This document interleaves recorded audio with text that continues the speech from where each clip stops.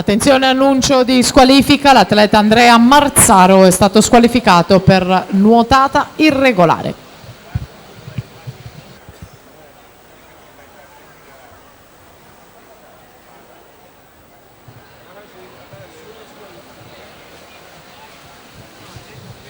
Siamo tra poco alla prima batteria dei 100 d'orso femminili junior. Anna Benettin, 2001 team in 2, Lara Pangos, Rarinante Sadria Monfalcone in 3, Ilaria De Negri, Idros in 4, Sciaula Stefanuto, Idros in 5, Carolina Bojnec in 6, Gorenika Radoblic in 7, Noam Kirsch dei Dolphin Israele.